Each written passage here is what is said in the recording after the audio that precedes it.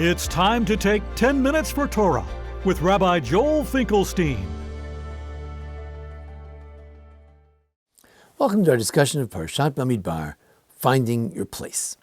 If we're looking at Parashat Bemidbar, you say, what's all this business? We have to count the Jews, and we have to say who the leaders are, and we have to know where they are. Some are in the east, some are in the west, some in the north, with the Mishkan, the tabernacle, being in the middle. What's going on here? What's the significance of all this? Key word is ish al diglo ba'otot, each person on his flag. Now we know that although there's one Jewish people, but every tribe has its own identity. That's why there are different flags. Whether the flag has a picture from the symbol of the blessings of Moshe that he gave to the tribes, where each flag, for instance, Dan is like a snake and Naphtali is like a gazelle, or whether it's the color that we had on the breastplate. There were 12 stones on the breastplate, and the flag had a different color, like modern day flags have different colors that stand for different countries. Whether it was the name of one of the tribes or one of the forefathers that was on their particular stone, but whatever it was, each tribe represents something different. For instance, the Talmud says that if you enjoy going to the sea, you must be from Zebulun. So Zebulun are people who they like the sea, they like commerce, they like business. It's interesting to note that the Torah more says that the Jewish people are like a body, and the Levites are more of the heart, and other people have other roles. Now, there's a debate as to how the Jews traveled. Did the Jews travel in a straight line? In which case, it looks like after Judah, you had the tabernacle, and then some people there were 9 tribes after the tabernacle. So some tribes were as much as 9 tribes away from the tabernacle when they were moving. Or do we say, no, when they moved, they still continued in this format where there was north, south, east, west, where there were 4 camps surrounding the Mishkan. Did they travel like a box or like a Jewish star? Or did they travel like a beam, straight up? If they traveled like a beam, then some tribes were farther than the others. We know that when the Jews got to Israel, some tribes were farther from the center than others. Judah, Benjamin, they were surrounding that holy sanctuary in Jerusalem. Ephraim had the privilege of having the Mishkan, the tabernacle of Shiloh, in its midst during much of for several hundred years. So, however, Dan, Gad, Reuven, Shimon, these tribes were further on the periphery, and they had to function from there. But just as in a body, it's true that my toe is much farther from my heart. And you might say, oh, the toe is just an auxiliary, but try losing a toe, God forbid, and see if you think it's just an auxiliary. The toe plays an important role. Whether you're in any organization or any institution, each person plays an important role. You say, oh no, only the rabbi is important in the synagogue, only the doctor is important in the hospital. Not necessarily.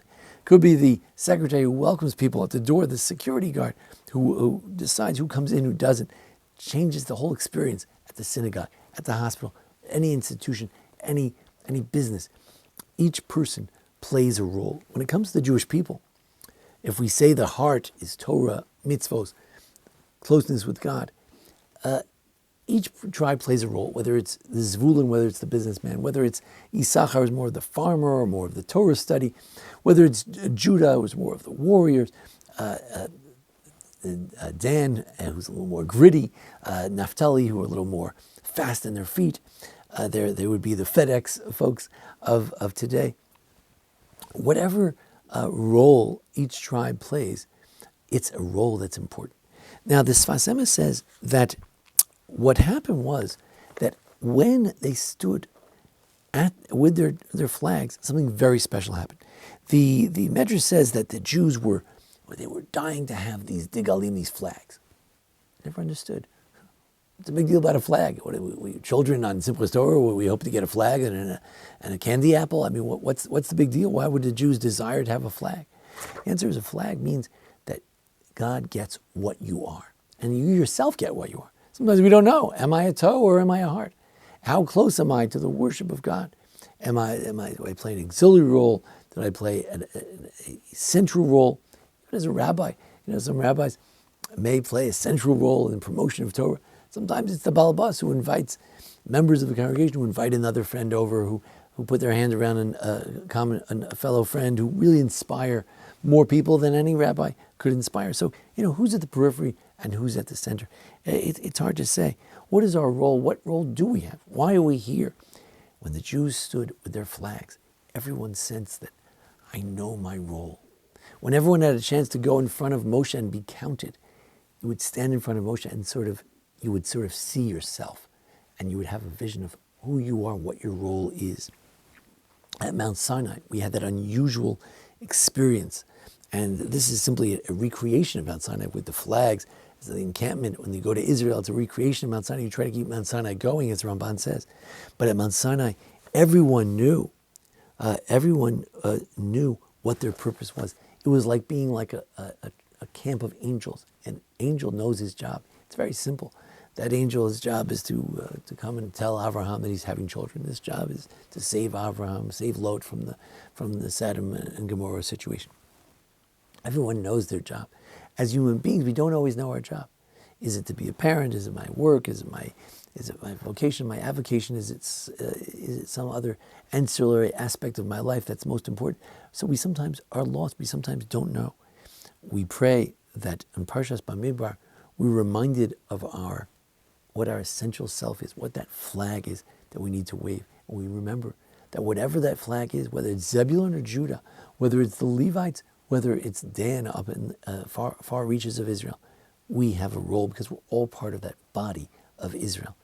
Toe or the head, important, central, essential, and every person central as well. Let's hope that during the course of our lifetime, maybe on this Shavuos night, some people stay up in the middle of the night, maybe you can see yourself on Shavuos. Maybe we'll have that opportunity to have a sense of, you know what, that's what I'm here for. Now I get it. That's what it is. That's my flag. That's my purpose. That's my cause. It's not a blessing we all have every day, but let's hope that we can find that essential self. And when we do, we will be like the Jews in the desert who waved that flag, and we're so happy they desired to have that vision of themselves.